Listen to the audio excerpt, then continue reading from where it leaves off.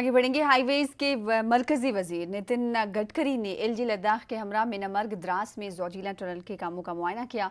इन्होंने eastern portal में जारी कामकाज पर इत्मीनान का इजहार किया। नितिन गडकरी के मुताबिक आइंदा 2 सालों में ये सुरंग आमदोरफ्त के लिए खोल दी जाएगी। इस दौरान इन्होंने मीडिया को बताया कि जम्मू कश्मीर और लद्दाख में लाखों करोड़ रुपयों की लागत से टनल और सड़कें बनाई जा रही हैं। इससे यहाँ के नौजवानों को रोजगार मिलेगा। मरकजी वजीर के मुताबिक जो भी कंपनी शफाफ अंदाज में तेजी से काम करेगी उसे ही प्रोजेक्ट दिए जाएंगे। इन्होंने 2 सालों में पूरे लद्दाख की तस्वीर बदल देने का आज़म जाहिर किया।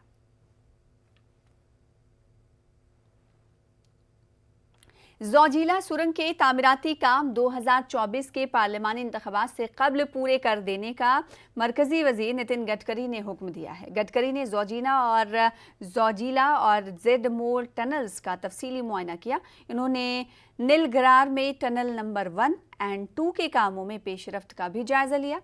ये जुड़वा सुरंगें जोजिला टनल के मगरबी पोर्टल को जाने के लिए बनाई गई हैं और 18 किलोमीटर रकबे पर मुहित हैं। दोनों टनल अप्रोच रोड का काम करते हैं।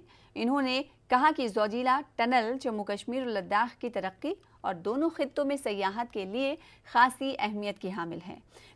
मुमलिकती वजीर वीके सिंह और national highways and infrastructure development corporation के डायरेक्टर और आईजी कश्मीर के अलावा दिगर आला हुकाम उनके हमरा मौजूद थे। ये आशिया का सबसे बड़ा टनल हम जो बना रहे हैं, ये इसका प्रोजेक्ट की 10,000 करोड़ लागत है। शायद ये और 5-1 करोड़ बढ़ेगी। बाद में हम लोग कश्मीर से लेह अल्टरनेट कनेक्टिविटी जो है खानबाल, बाल्टाल और जोजिला लेह, ये 1300 करोड़ रुपए का काम हमने उसके ऊपर काम कर रहे हैं। फिर जम्मू से अखनूर और पुंछ, ये करीब 5200 करोड़ रुपए का काम है। फिर श्रीनगर से शोपिन, ये 110 करोड़ के इम्प्रूवमेंट का काम है।